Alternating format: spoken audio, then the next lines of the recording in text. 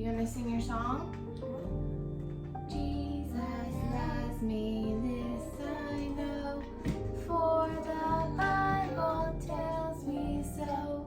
Little ones to him belong. They are weak, but he is strong. Yes, Jesus loves me. Yes, Jesus loves me. Yes, Jesus loves me. The Bible tells me so. Good job.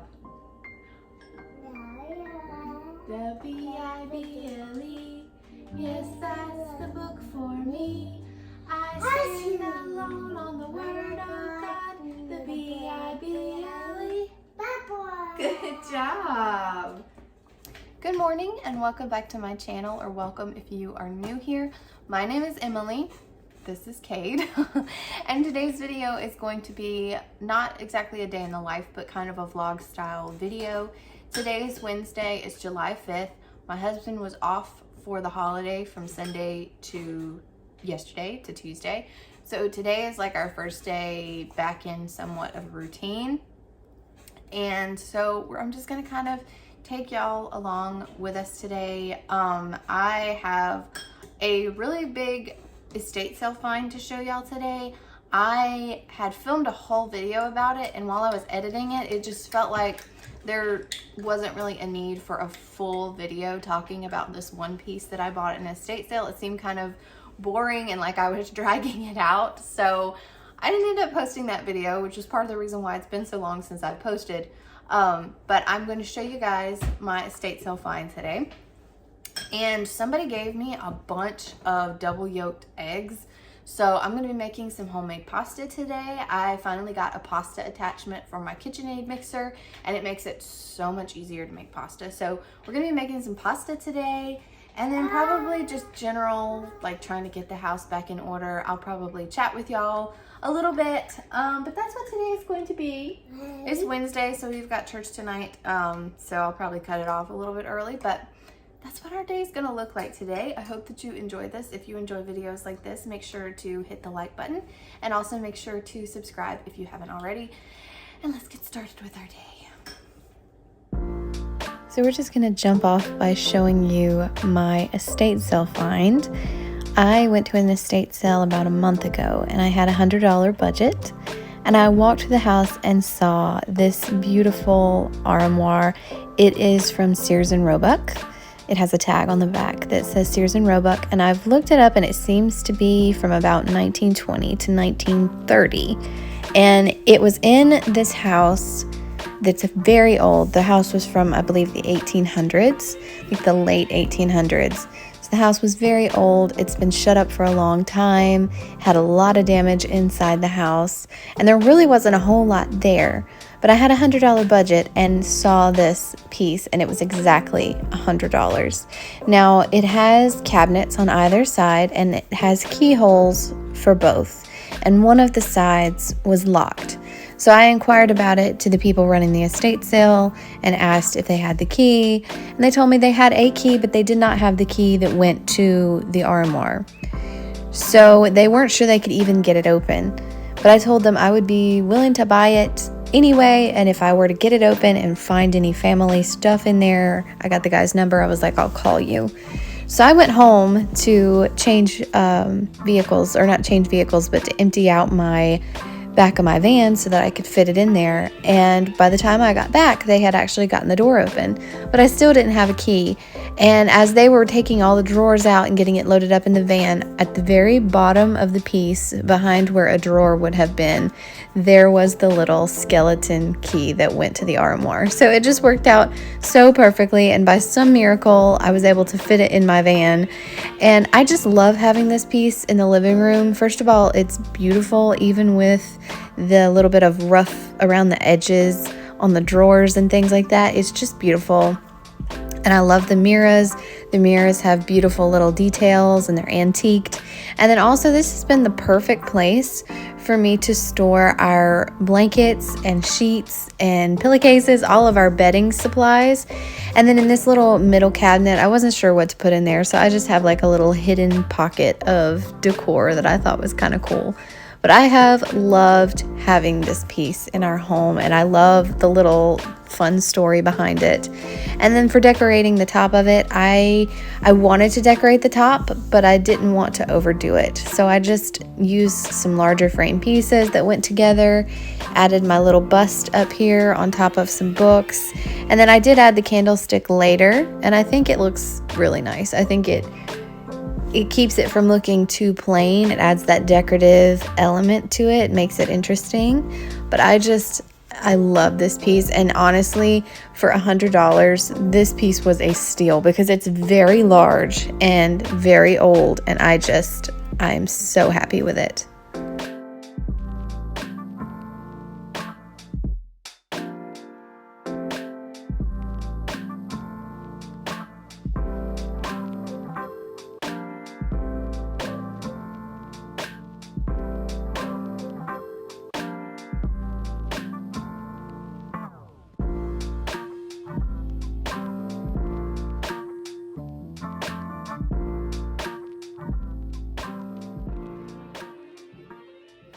While we are on the subject of recent finds, I'm going to show you guys a couple things that I've gotten recently at thrift stores and whatnot. They're all over the house now. I would round them up, but I don't really have time for that today. So I'm just going to show you here and there. But one thing that I wanted to show you was this that I scored recently at the thrift store. It's somewhere between 1960, 1970 box bag. And it has this beautiful little scene on it. And I need to look into what this actually is because I'm sure the picture is actually somewhere in another country. I'm thinking somewhere in Europe, but it's just so adorable. It has these little feet on the bottom, and you would carry this like a purse, but I just love it. It was $10, which is a little bit more than I would normally pay for something at the thrift store, but it was in the vintage section, and I had a $10 off punch card that day, so I was like, this is what I'm getting with my $10 off. But the interesting thing about this is I did a Google picture search on Google's app, and for the most part, these box bags, these like vintage box bags, run between like $40 and $50. But there's this website called First Dibs, and I had never heard of it before. I think it's like kind of for very wealthy people that collect like designer pieces and really unique pieces. But the seller in particular, they had a bag exactly like this. It was this exact box bag, same handle, same scene, everything. They had it listed on there, and it had sold for $350. Like I said, I paid $10 for this one. Ain't no way I'd be paying $350 for this. If I'm gonna be paying $350 for a bag, it's gonna have to be like designer, real leather, all the things. But I thought that was interesting that somebody paid $350 for this. But I do love this. I can't wait till I have an occasion to carry it. But you would carry it just like a purse. And I've actually been looking for one of these for a couple months now. And I found one in a different thrift store, and it had like strawberries on it. It was very 1970s. But the thing was, on the top of it, it had somebody, whoever owned it before, had decoupaged pictures of relatives on top. And I wasn't sure how to get it off. So I passed on it because it was kind of expensive. But I just love this. I'm so excited about this. I have a trip coming up soon that I may carry this on, or at least take it with me and maybe carry it if we go out to dinner or something. I don't know. I'm thinking about it, but I just love it. I'm so excited about it. My kids are being very loud. But something else that I bought recently is I got these two juice glasses, and I bought them because I loved the white floral pattern on them. I thought they were so cute. They were 50 cents each. But when I got them home, I realized they would make the perfect espresso shot glasses, because I don't have like shot glasses for espresso shots. I just have been using a cream pitcher from a 1970s glassware set that I have. So I thought these would be perfect, and they are. They are absolutely perfect for my morning espresso shots, and I thought they were so cute. The same day that I bought the box bag and the espresso shot glasses, or juice glasses, I found this cute little tea infuser.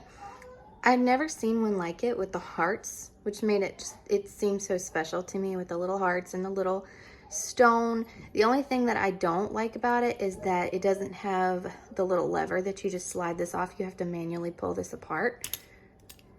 But I thought it was super cute, and I think it was like 50 cents or something. So a couple weeks ago, actually it's probably been about a month ago, I went to a thrift store that was having a Saturday where they did like an $8 bag, so you could stuff a bag for $8.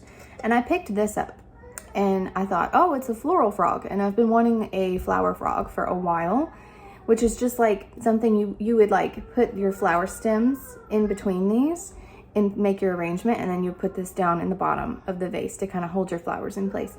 So I picked this up, stuffed it in a bag, got up to the checkout line, and the lady was like, there's a vase or a pot or something that goes to this. Do you want me to go find it?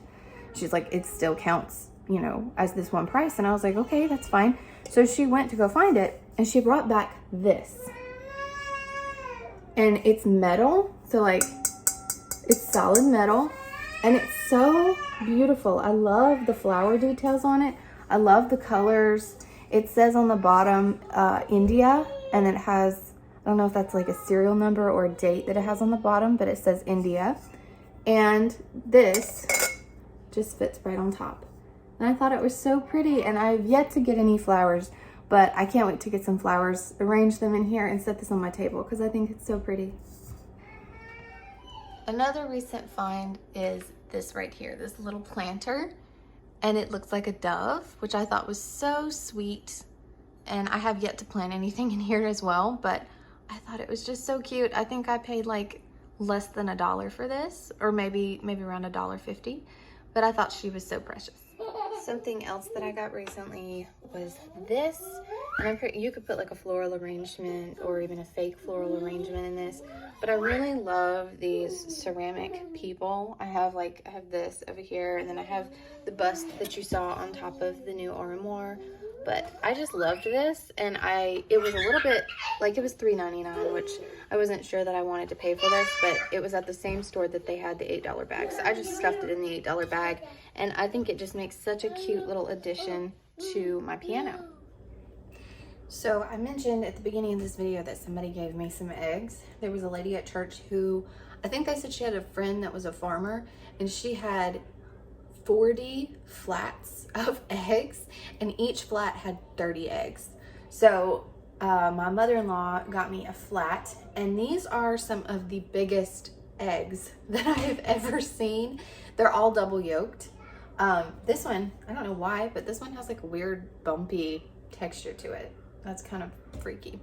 But I've got all these eggs, so I need to do something with them. So I think what I'm going to do is I'm going to whip up a batch of pasta, and I don't have a place to dry pasta. I may like rig up some kind of weird string to try to dry some of this pasta. Some of it I'm going to fix tonight. Some of it I would like to hold on to. So I don't know, we'll see. But I'm going to whip up a batch of pasta, and I followed a recipe for this once, and then I kind of have just done my own thing with it. But I'm going to just use flour. It's just flour, eggs, and salt. And you just kind of come up with your own ratio, get the texture you want, and I'm going to wrap it up in plastic wrap and put it in the fridge for a couple of hours before running it through my pasta maker. So that's what we're going to do now.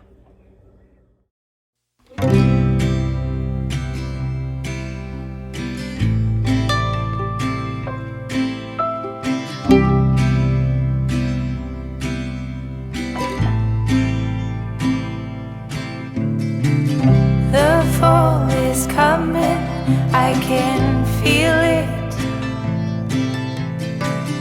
The breeze brings goosebumps to my skin.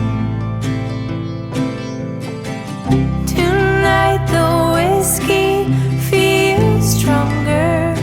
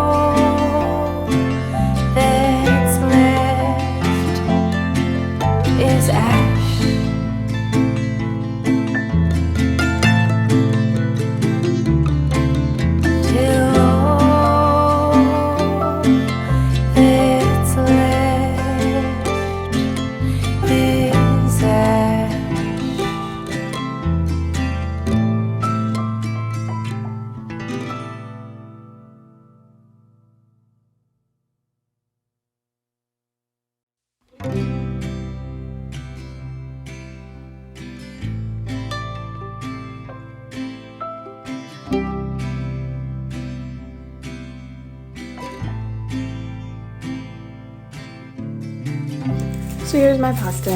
I'm going to stick it in the fridge. I don't pretend to know a lot about this. I think the recipe that I normally use, I guess, is like an egg noodle. But I cut it with the cutter into like fettuccine type strips. Like I said, don't pretend to know a lot about it. I do think that it works better, the dough works better if you let it sit in the fridge for a little bit. I think it has something to do with the glutens in the dough. So I'm not putting this in here to rise or anything like you do bread dough, but I'm gonna sit it in the fridge in the plastic wrap for a little bit. The thing that I don't like about pasta making is how messy it is. You guys saw, it was extremely messy, and I'm going to have to clean all this up. But I'm gonna let this sit for a couple of hours while I get some other stuff done, and then we will cut it into our fettuccine shape.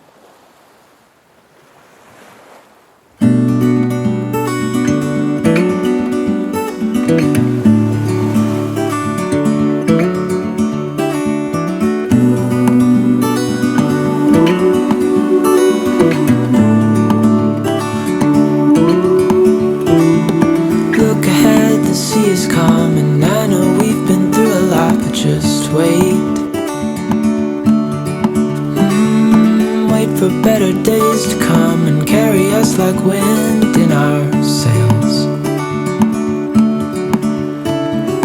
Hold on tight, I can smell the shore, it's right in front of us if we just hold on tight. This vision that I saw is getting closer every dawn. We are dreamers of the shore.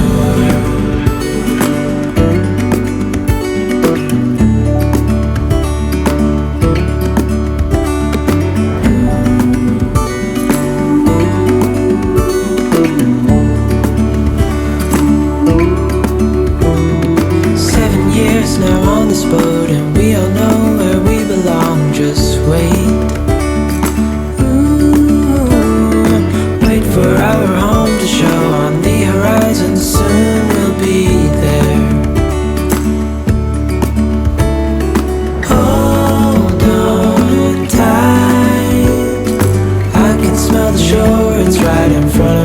if we just hold on tight. This vision that I saw is getting closer every dawn. We are dreamers of the shore when we can't read the sky. We just sail with the wind that we've got, and when we're drowning in doubt, just keep